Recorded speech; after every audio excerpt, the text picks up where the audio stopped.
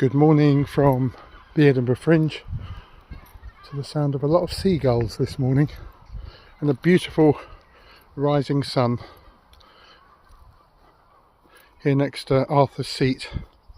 And my morning walk, it's actually 7:30, and tomorrow is the last day officially of the Edinburgh Fringe, though in some ways this feels a bit like the last day because two big venues have already closed and are striking their venues today. But there are shows on tomorrow, and particularly those that arrived in the last week and are playing the whole week, though 3 weeks I think was officially up last week. But there is officially a 25th of August when I record this here in 2025, or a bit more sunshine I think. It's really beautiful this morning, and I guess this is then not the last video because I'll probably record one tomorrow during my walk into Edinburgh. Final shows to see, reviews to get up, conversations to have, and just the one final kind of thought really today about the aftermath of Edinburgh, of getting home. And there's going to be a bit of kind of friendly advice about the crash that happens, which isn't necessarily a bad thing. And I think in some ways the crash for some people is a real downer.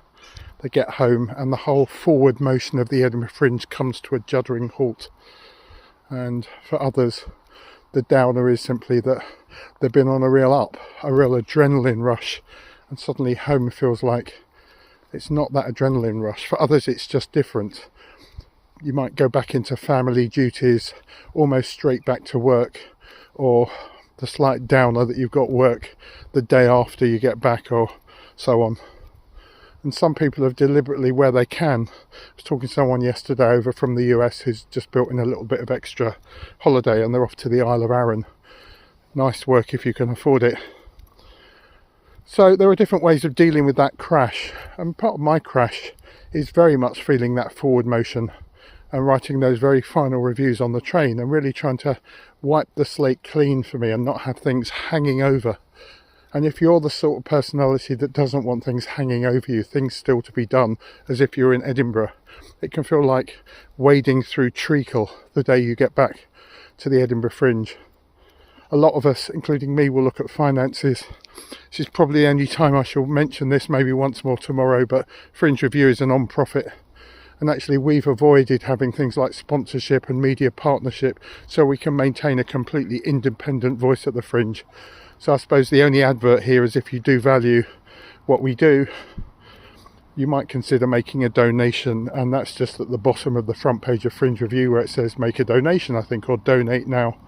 And that just helps just offset a little bit of the cost of actually getting up to Edinburgh, staying here and doing the work that we do. But moving on swiftly, so I mean the biggest one, which sounds like one of those slightly naggy things, is you'll arrive home with a big bag, some with an enormous bag or more than one bag, and it can be really easy just to dump that in the hallway, and then, or in your bedroom or somewhere, and then just forget about it, or even live out of that bag for the week after the Fringe. And if that suits you, that's fine. And for some people, actually living out of that bag like they might have done staying in a hall of residence in a cramped bit of accommodation, you just live out of that bag for a few days. But I think for most people it sort of hangs over you. It becomes a bit like a lurking, lingering memory. And the best thing you can do, if you can just pull out a bit more energy, is get home and just unpack, put stuff away, and just wipe the slate clean, at least in terms of your luggage, as quickly as you can, and then just breathe out and sigh, go put the kettle on and say Edinburgh's over, and get as much done as you can on the last couple of days. Dot the I's and cross the T's as quickly as you can, and then just say I'm home. And then you might find you get the little bit of a crash of regret that it's over. You might just find you get the sigh of relief that it's over as well.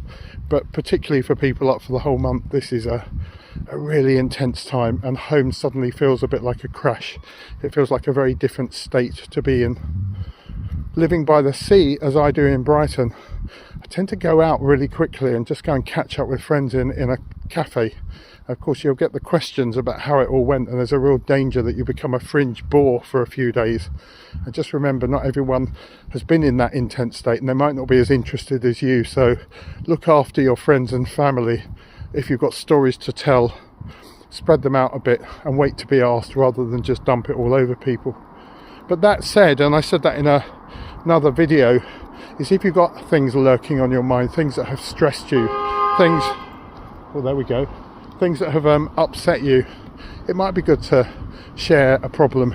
Problem shared is a problem half, and it really can be. So when people say, how did it go, you don't just need to hype up that it was all amazing. And it might be that review that upset you, or a conversation you had, that it might be good to offload a little bit if people are up for it. The thing about unpacking too quickly is this is when you discover that you have not only just washed stinky clothes, but you've also washed 2 mobile phone cables and a couple of batteries, and maybe that little costing sheet or bit of paperwork that you were supposed to be keeping, or flyers that you wanted to put and keep away nicely, and it all gets washed. So be really careful, and empty pockets. That's a bit of slightly naggy advice that you might not regret. But so what you can see I'm talking about, oh, that's really beautiful, look at that. What I'm talking about here is how you transition from Fringe to non-Fringe if you are just going home. I think the good advice then is to clear the air and clear the decks as quickly as possible, and then crash.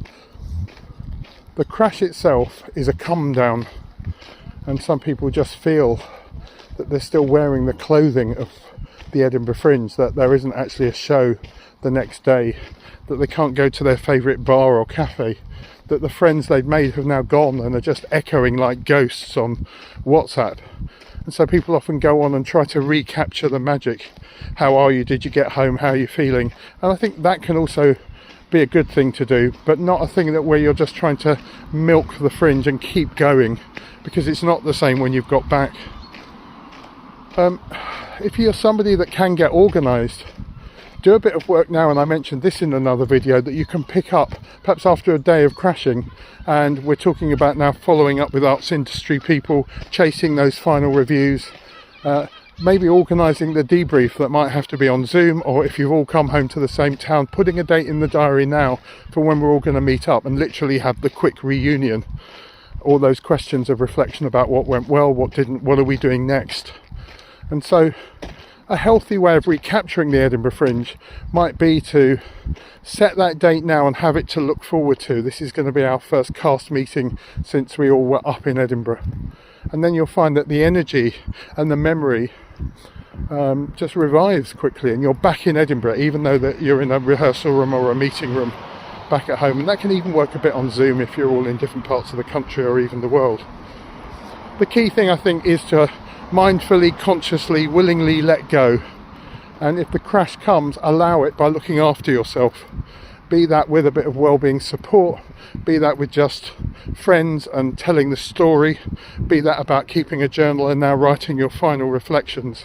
But don't just ignore it and have a crash, because you can crash pretty hard, very much in relation to how long you've spent here during August. And I don't want you to have that crash. I think the best thing to do is to gently transition home and have the good memories of the friends that you made.